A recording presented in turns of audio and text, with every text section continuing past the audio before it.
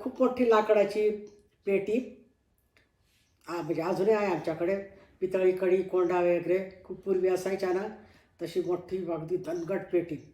तर काहीतरी पूर्वी मुंबईहून ते पेटी सगळे भांडेकुंडी भरून धुळ्याला पाठवलं ते आमच्या लहान सासूकडे. तर ते त्याच्यावरच त्या दोघी जावांच्या नेहमी खटके उडायचे. तर मग ती पेटी रिकामी. माझी दुसरी नणंद म्हणजे यांना 2 बहिणी, हिराबाई, मीराबाई. हिराबाई मुंबईला आणि मीराबाई तिथे धुळ्यातच सिद्धार्थनगरमध्ये राहायच्या. आणि हे लहान एकटे भाऊ, 2 भाऊ बहिणी आणि 1 भाऊ. तर त्यांच्या घरी माझ्या सासूने पेटी ठेवलेली होती ती. तर मग तो किराणा आणल्यानंतर कुठे काय ठेवायचं काय, तो एक प्रश्न होता. त्यामुळे मग माझ्या हे आणि माझ्या सासूबाई तिकडे सिद्धार्थनगरला गेल्या. त्या लोड गाडीवरती पेटी ठेवून आणली. त्याच्यात सगळं ते मग ते किराणा आणलेलं सामान सुमान सगळं त्याच्यात भरून कुलूप किल्ली लावलेली होती. लावून माझ्याजवळ दिलं होतं. आणि मग असं तर 2-3 दिवसांनी मग परत त्या गेल्या, पुण्याला गेल्या. मग चाललंय आपलं करणं. हे करते कपडे धुवायला लागले का त्या दिरांनी वरून त्या धुण्याच्या दगड्यावर कपडे फेकायचे. वहिनी चांगलं निघायला पाहिजे बरं, असं मला आणखीन वरून दम देऊन जरा काय झालं की, आणि हाका मारल्या की जीच म्हणायचं. आता मोठ्यांना मी पूर्वीपासूनच जी म्हणायचेच, हाक मारली की जी म्हणूनच होकारा द्यायचे. तर ती लहान सासू काय म्हणे, या तुला देर शेत यासनी बी हाक माया ते वाकारा देवानं ते जीज म्हणानं काय शे असं उद्धटसारखं बोलानं नाही.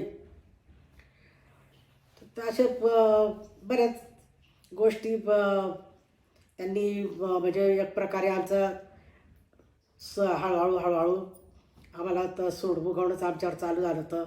रात्रीचं पण मागच्याच त्यांचं ते स्वयंपाक खोली, आमचं खोली आणि मागे मोठी खोली ती त्यांच्या ताब्यातच दिलेली होती. आणि त्याच्यातच त्याचे सामान येते. तर मला आधीच सांगून ठेवलं दार बंद करायचं नाही. त्या पोरही म्हणायचे, वहिनी आम्हाला पुस्तकं आणायला जावं लागतं तिकडे, दार बंद करायचं नाही. ते म्हणजे मला सारखं असं धाकधूक रात्री झोपेत पण भीती वाटायची. आणि मुद्दाम ते पोरं जाताना त्या माठावरचा ग्लासच पाड, ताटच पाड, असं झाकणी पाड असं करत जायचे. मुद्दाम दार जोरातच ढकलून. 2-4 दिवस झाले. मग परत यांचं डोकं फिरलं. हे परत तर तात्या काय चाललं आहे म्हणे, आम्ही राहायचं का नाही इथे म्हणे. हा काय तमाशा आहे, रोज उठून दिवसभर आम्ही कामाधंद्याला, ती पण दिवसभर इथे मरती म्हणे, कामाबरोबर तिच्याकडनं करून घेतात. मी कामाला जातो आणि रात्रीचंही नीट झोपू द्या, ते सारखं काय असतं याचं पुस्तकं. मग थोडंसं त्या पोरांना बोलवून दम वगैरे दिला. तुम्हाला काय लागलं ते लवकरच म्हणजे घेऊन यायचं, असं तसं. उन्हाळ्याचे दिवस तर सगळे शिडी लावून वर धाब्यावर झोपायची. तरी पण त्या आत्याई थोडंसं जरी दार लोटलं तरी त्या ओरडायच्या. तर मी म्हणायचे, आत्याईच एकदम सताट दार उघडं, मला कसं तरीच वाटतं. तर ते ऐकण्याच्या मनस्थितीतच नसायचे. मग असंच करत 2-3 महिने झाले. आणि मग मला दिवस गेले तर महिना वगैरे टळते तोपर्यंत उलट्या वगैरे सुरून मग आणखीनच माझी तब्येत जास्तच खराब व्हायला लागली. त्यांनी तिकडे घरी जाऊन माझ्या आईला सांगितलं की तिला खूप उलट्या होतात, ते जेवण नाही होते काय नाही. मग आधी माझी आजी आली. माझ्या आजीने विचारपूस केलंच हे केलं. मग माझ्या सासूला सांगितलं की तिवर ध्यान द्या, तुमच्याशिवाय कोण शेतीले ते बुद्धीचे तिला काही समज नाही काही नाही, असं तसं माझ्या आजीने. तर त्यांच्यासमोर मात्र खूप चांगलं माय तुला काय असं वाटच का, तुम्ही आंडेर ती आमने आंडेर असं तसं करून खूपच त्या म्हणजे गोडी गोडी ते बोलायच्या. नंतर मग 2-4 दिवसांनी माझी आई आली. माझ्या आईने पण हात सोडून हे करून, या येईन तिवर ध्यान द्या. काय आता इथला दूर ते सारखं मी येणार नाही आणि ते बरं बी दिसत नाही. तर तुम्हीच देखा तिला काय काय नाही, काय लागणं ते काय कमी जास्तीले या तिला तर देर असले त्या असले सायकलवर धाडत जावा निरोप, असं माझ्या आईनं सांगितलं. ती पण गेली. तर कसलं काय आपलं माझ्याकडे कोणी लक्षच द्यायला तयार नाही. आणि हे पण बरेच थकून बिकून आले की यांचंही काही एवढं हे नसायचं. तर ते थोडं जास्ती त्रास व्हायला का मग त्यात काकूला म्हणायचे, काकू बघ तिला असं होतं तसं होतं. तर त्या एकदम भडकायच्या. ते असं त्रास होतोच काय नवलपरीत तुझी बायकोच राहिली का गरोदर, हां.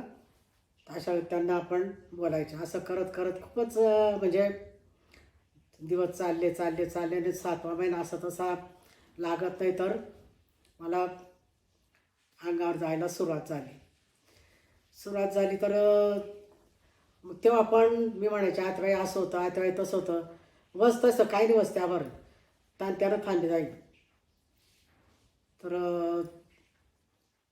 म्हणजे जातं काय काय ना अंगावर काय म्हणजे त्याचं ते बंद होऊन जाईल.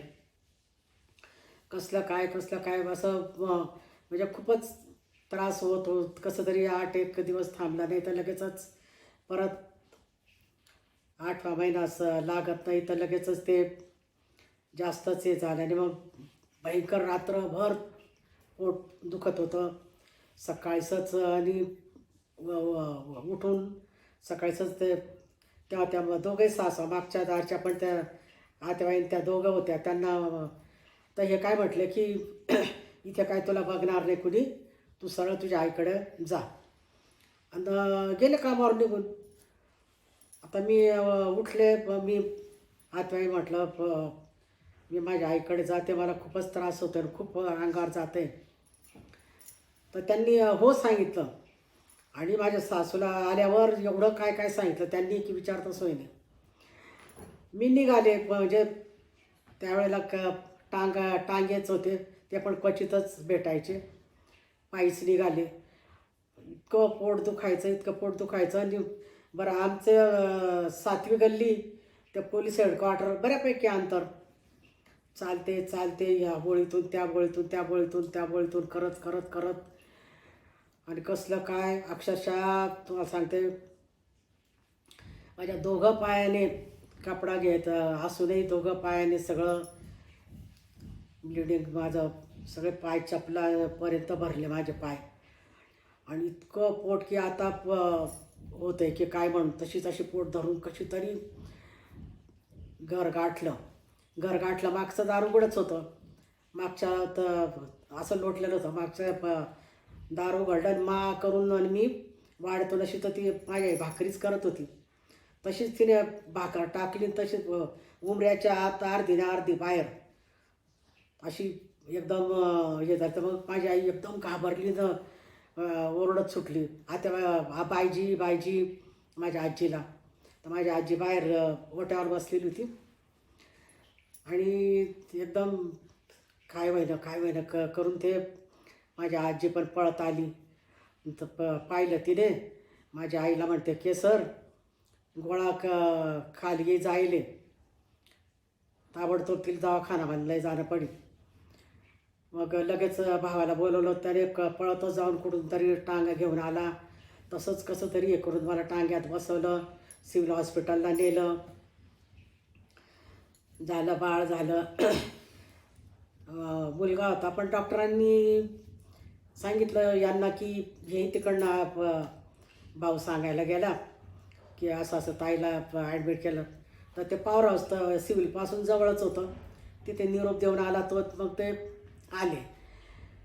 मग डॉक्टरांनी सांगितलं किंवा मुलाची काय तुम्ही हे करू नका, आशा ठेवू नका, फक्त त्या बाईकडे बघा, खूपच वीक आहे, त्यांच्याकडे लक्ष द्या. ते तेव्हा बाळाला कापसामध्ये गुंडाळून तिकडेच त्यांच्या नर्सेसचे रूमच्या तिथेच पाळण्यात ठेवलं. मला हे करून तर बाळंतपणाच्या वॉर्डमध्ये आणून झोपवलं. माझी आजी माझ्याबरोबर. असं 2-3 दिवस राहिले. तिसऱ्या दिवशी बाळ गेलं.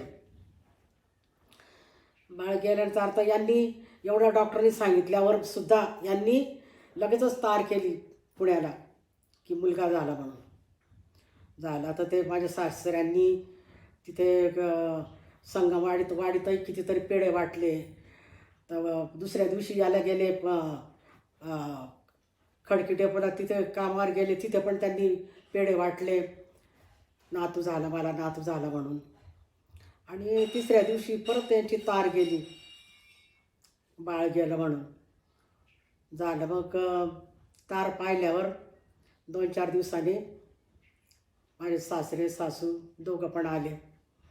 तर मग तिसऱ्या दिवशी बाळ गेलं ते लगेचच माझी आई मला घरी घेऊन आले. मग तिकडे आधी ते तिकडे उतरले ना, मग तिथे त्या दोघी सासवांनी त्या काय त्यांना भरवलं, आम्हाला विचारलं नाही, आम्ही काय इथे नव्हतो का, असं तसं खूप त्यांनी हे केलं. आणि तिची उठून आईच्या घरी गेली आणि बोलतं तिला मायबाप असता पुळका शेण, बोलतं तिला आमकं शेण, असं काय त्यांनी बरंच माझ्या सासूला भरवलं. मग त्या आल्या पोलीस राहिलेत, म्हणजे दोघंही आले, सासरे हे पण त्यांच्याबरोबर आले. मग त्या बाहेरच बसून खूप वाटेल तशी बडबड केली. तर माझी आजीने सांगितलं, माझी आजी म्हटली की ती जशी तिला दिन गया तशी तिने तब्येत बरोबर बरी नव्हती, तर कशाला ते लेकरू राहील, हां तुम्ही काय तिला बोल राहिनात सारखं. तर असे म्हणजे ते पण ते माझ्या सासूचे आलं. कारण माझ्या वडिलांना सुद्धा एवढे, माझे वडील मोठे तरी कार्यानेच माझे सासू बिनधास्त त्यांना बोलायच्या. आणि त्यामुळे ते खूपच असे घाबरून म्हणा किंवा नको वा तोंड घ्यायला म्हणून गप्प राहायचे. झालं मग गेल्यानंतर त्यांचं यांचं बऱ्यापैकी म्हणजे भांडणं चालायचेच. तर 8-9 महिने कसे तरी आम्ही तिथं काढले होते, 9-10 महिने. ते पटतच नव्हतं, सारखं आडवाडं बोलणं, हे ते पटतच नव्हतं यांचं. मग माझे सासरे आणि ते लहान सासरे सगळ्यांनी हे केलं की मध्ये भिंत टाकायची. कारण अशी बोळ जर केली जायला तर परत तोंडावर तोंड यांचे पडतील, परत यांचे भांडणं होतील. म्हणून मग असा निर्णय घेतला की मधूनच भिंत टाकायची, म्हणजे पूर्ण अर्धा भाग इकडे आणि अर्धा भाग इकडे. झालं चांगलं 50-60 फूट लांबलचक मोठं मत, असे 3 रूम, पुढे ओटा. आणि असं ते आमच्या वाट्याला, म्हणजे मला नेलं ना तेव्हा ते भिंतीचंच काम चालू होतं. मला घेऊन गेले ते 10व्या-11व्या दिवशीच. तरी माझी आई म्हटली, बाई आता ओलं काम चालू आहे म्हणे, ती वली बाळातील म्हणे, कशाला लई जायला ना तिले, राहू द्या 8-10 दिवस. तर म्हणे घरात कोणी काम करायचं, मग म्हणे तिला 8-10 दिवस म्हणे ठेवायचं होतं. तर ते माझी आई एकदम हे झाली की काय म्हणावं, म्हणजे तिला काय बोलता पण यायचं नाही. ती एकदम तिने डोळ्याला पदर लावला की तिचं अजून तिचं सावरली नाही का, अजून तिचं हे होत नाही आहे, अंगावर जायचं थांबत नाही आहे. तिनं नाक दाबलं तर जीव जाईल अशी ते काडी मिळ सारखी होऊन गेलेली. तर ते कसले ते ऐकायलाच तयार नाही. तरी माझे सासरे म्हणतात, राहू दे थोडे दिवस तिला, राहू दे थोडे दिवस तिला. नाही म्हणे काय करणार इथे राहून, म्हणे तिथे तरी बसल्या काय स्वयंपाक पाणी करल. झालं नेलं मला. मग 2-3 दिवस ते झाले. तर माझ्या सासूनी पुण्याला न्यायला आणि मुंबईला न्यायला म्हणून मसाला कुटायला एवढा काढला. तर कामावरच्या बाया नवल करायला लागल्या. आणि तरी ती एक बाई बोललीच, म्हणे मावशी म्हणे तुम्ही ती ते 8वा महिना पोरग गय म्हणून काय जाय म्हणे, मग ती वली बाया तिनेच ना म्हणे, तुम्ही एवढं म्हणे ते मसाला म्हणे कुठाले बसाड दिलं तिले म्हणे, ए बाई म्हणे तू तो काम कर. मध्ये तुला कोणी सांगितलं म्हणजे चोबड्यापणा करायला. ते बिचाऱ्या नुसत्या हे करायच्या, तेच तेवढं खलबत्त्यात ते मसाला कुटून 4-5 तास कुटून चाळून एकदाचा तर मसाला पूर्ण झाला. त्याच्यानंतर मग तसंच ओल्यामध्ये स्वयंपाक करणं, हे ते पाणी आणणं, सगळी ती भिंत वगैरे बांधून झाली झालंच व्यवस्थित. परत त्या दारावरून भांडणं, कारण ते खूप आवाढव्य असं मोठं त्या वाड्याचा दरवाजा ना, मोठे मोठे पितळी भवरे तेन खूप मोठं दरवाजा होता. एवढ्या अशा मोठ्या मोठ्या जाड्याच्या साखळी, त्या नक्षीचे दरवाजा नक्षीचंच एवढं असं पसरट उमरा खूप मोठं. तर ते लहान सासूचं चाललं की ते दरवाजा आम्हाला पाहिजे, त्याच्यावरून पण भांडणं. परत त्यावेळेला नेमकी आमच्या मुंबईच्या आतवाई आलेल्या होत्या. मग त्यांनी स्वतःच्या पैशानी, तसंच मिळालं नाही दार, पण तशाच याच्यातलं आणलं ते दरवाजा, तो बसवला. कारण हा आधीचाच इकडे असल्यामुळे तो बसवला. त्या गप्पा झाल्या. मग परत सगळं हे झाल्यावर त्या गेल्या त्यांच्यात, म्हणजे पुण्याला निघून गेल्या. हळूहळू परत पूर्वपदावर आमचं. मग यांनी फरशी कारण शेण विकत आणून सारवावं लागायचं. यांनी काय केलं, तुकडा फरशीचं का नाही शाबादी इथून तिथून बसवली. त्याच्यावरनं पण तिला नेट नको म्हणून फरशी बसवली. आमकं त्याच्यावर भरपूर बोलणी. नंतर मग लाईट पण यांनी घेतला. एक बल्ब का होईना पण इथून तिथून 3-4 रूममध्ये लाईट लावले. ते पण त्याच्यावर नाही. यांचं लहान सासूचं दिरांचं, ते दीर तर माझे नेहमी टोमणे काय काय त्यांचं चालूच असायचं. मग शेवटी मी दुर्लक्ष करायचंच हे केलं. नंतर असं करत परत थोडे दिवस झालेले. परत मला दिवस गेल्यानंतर परत पुढे काही असं येऊ नये म्हणून आधीपासूनच तिथे डॉक्टरांकडे मला नेऊन तपासणी वगैरे करून असं करत मग ते 8.5 महिन्यातच मुलगा झाला. म्हणजे घरीच तर हॉस्पिटलचीच नर्स होती. तिलाच घरी पहाटे माझे लहान सासरे जाऊन घेऊन आले. रात्रीचे 1-1:30लाच खूप त्रास व्हायला लागला. तर त्याच्यानंतर मग ते पहाटे 4ला मग बाळंत झाले, मुलगा झाला. मग आईला निरोप गेला. माझी आई तशीच धावत पळत आली. सगळं हे करून मला ते काय ते खाण्यापिण्याचं बनवलं. 2-3 दिवसाने माझ्या सासू पण आल्या. मग माझी आई गेली, मग सासूबाई थांबल्या. असं तर 2-2.5 वर्षाचा आमचा, त्याचं नाव आमच्या सासूनेच आशा पूर्ण झाली म्हणून आशा म्हणायला लागल्या. पण ते आशा मुलीचं नाव म्हणून मग अशोक नाव ठेवलं आम्ही.